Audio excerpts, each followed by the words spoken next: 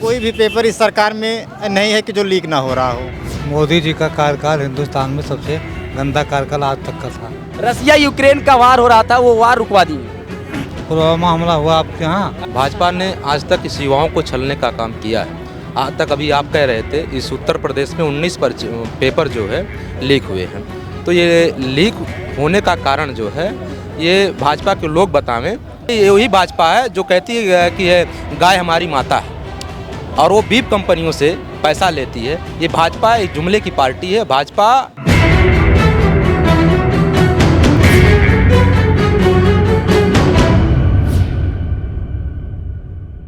अच्छा, आकाश आनंद जो है अभी हाल ही में 10 रैलियां ताबड़तोड़ पूर्वांचल में किए और उसके बाद विरोध जो था उनका भाजपा को लेकर था, बड़ी मुखरता से बोलते हुए नजर आए और उसके बाद परिणाम ये हुआ कि उनको नेशनल कोऑर्डिनेटर के पद से हटा दिया गया। मायावती ने उनको हटा दिया। आपको नहीं लगता कि मोराल उनका डाउन हो गया कि एक युवा दहाड़ रहा था इतने बेहतरीन तरीके से, मायावती के बसपा पार्टी को एक तरीके से मुख्यधारा में जोड़ने की कोशिश कर रहा था, जो एक निरस्त हो गई थी पार्टी, उसको फिर से अस्तित्व में लाने की एक कोशिश कर रहा था, दहाड़ रहा था भाजपा के विरोध में और मायावती ने उनको हटा दिया। पार्टी भारत की तीसरे नंबर की पार्टी है, राष्ट्रीय पार्टी, और बहुजन समाज पार्टी की राष्ट्रीय अध्यक्ष बहन कुमारी मायावती जी एक बड़ी नेता हैं देश की। उनका फैसले के विषय मैं कुछ नहीं कह सकता।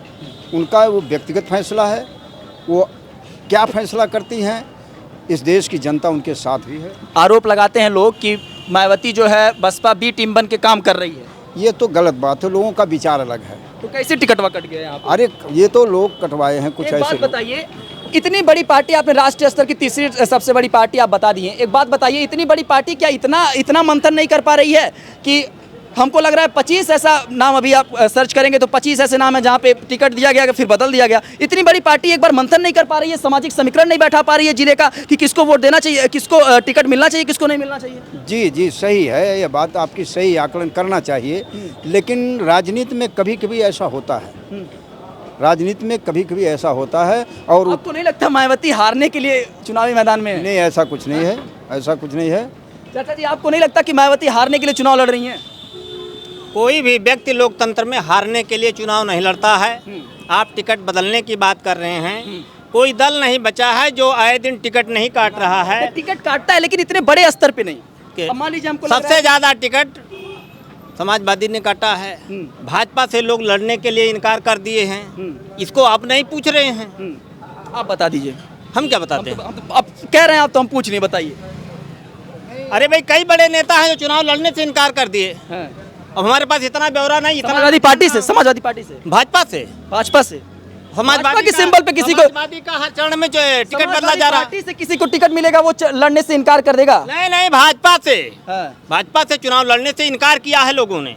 हाँ, आप जानते हैं। खामोश बैठे हैं, क्या नाम है आपका?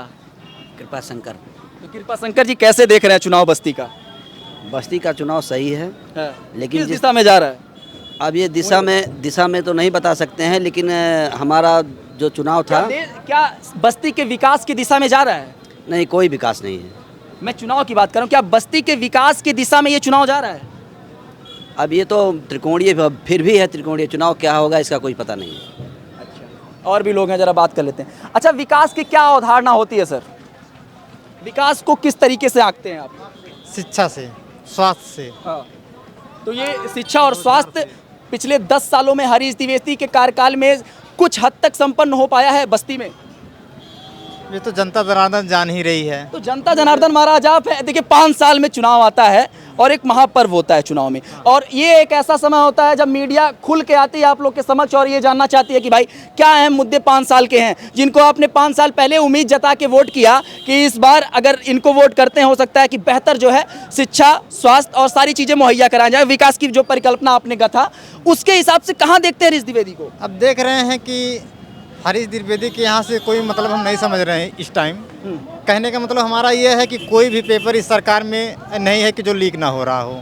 7 साल में योगी जी के कार्यकाल में 19 पेपर लीक हुआ है, आपको इसकी जानकारी है?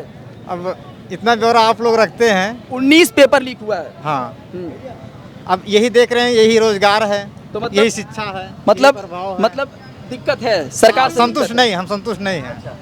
भैया ये बताइए सरकार बदल जाती है, सांसद आते हैं, विधायक बदल जाते हैं, सरकारें गिरती हैं, कांग्रेस की आती है, समाजवादी पार्टी उत्तर प्रदेश में कभी आ जाती है, कभी भाजपा आ जाती है।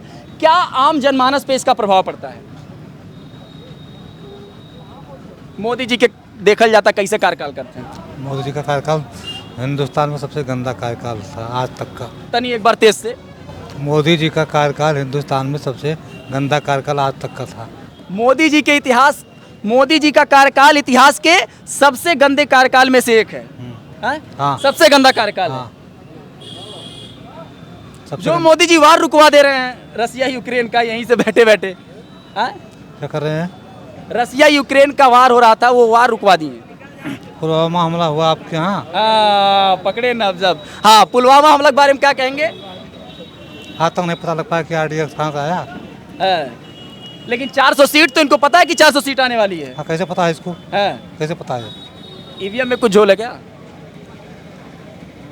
ईवीएम में कुछ झोल है? वो मोदी जाना हम वो कब जानिए। हैं? वोटवा तो आप ही करने जाते हैं, हम ही करने जाते हैं। मोदी जी को तो लेना है वोटवा। हैं? बच्चों का खिलौना बन गया ईवीएम। मोबाइल खिलौना हो सकता है, EVM नहीं हो सकता है। अगर मोबाइल हमारे जेब में है। हल्का सा बोल रहे हैं लेकिन आप बहुत तीखी चीज पकड़ रहे हैं। क्या नाम भाई साहब? मोबाइल चला रहे हैं आप? अरविंद कुमार नाम भी है। अरविंद कुमार जी, तो क्या देख रहे हैं चुनाव महाराज? चुनाव अच्छा चल रहा है, बढ़िया चल रहा अच्छा, आपके उम्र के हमको लग रहा है ये पटेल बिरादरी के जो आए हैं बसपा से उम्मीदवार, वो आपके उम्र के होंगे। तो क्या युवा देख के वोट करेगा? है। देखिए, युवा 3 चीज़ों पर देख रहा है, एक शिक्षा, एक रोजगार और नौकरी। जो भाजपा ने आज तक इस युवाओं को छलने का काम किया है। आज तक अभी आप कह रहे थे इस उत्तर प्रदेश में 19 पेपर जो है लीक हुए हैं।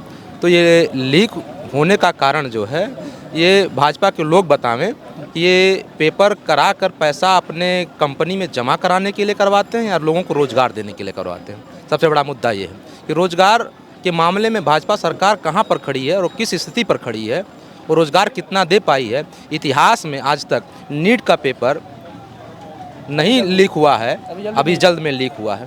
तो इस बात चुनाव के दौर में लीक हुआ अच्छा, है। इलेक्टोरल बॉन्ड चुनावी चंदे के बारे में सुना आपने? हाँ, सुना है। ये वही भाजपा है जो कहती है कि ये गाय हमारी माता है और वो बीप कंपनियों से पैसा लेती है। ये भाजपा एक जुमले की पार्टी है। भाजपा ये अनैतिक पार्टी है। भाजपा जो जिसको माँ बोलती है उन्हीं को मारने वाले लोगों से जो है पैसा चंदा इकट्ठा करती है। तो ऐसे लोगों से सावधान रहना होगा। बड़ी विडंबना है। विडंबना ये है कि 543 लोकसभा सीटों पर चुनाव होता है तो कोई धांधली नज़र नहीं आती, लेकिन 50 लाख बच्चे अगर किसी एग्ज़ाम में बैठते हैं तो वो एग्ज़ाम लीक होता है। ये विडंबना है और विडंबना एक दर्द के रूप में बाहर आ रही है।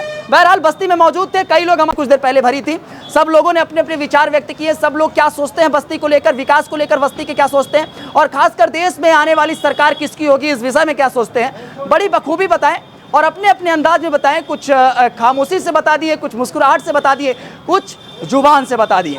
देखना दिलचस्प होगा कि 2024 में किसकी सरकार बनती है और बस्ती से क्या जो भी सांसद बनते हैं वो क्या केंद्र सरकार में जो प्रधानमंत्री बनते हैं उनके सपोर्ट में कुछ होने वाला है या नहीं।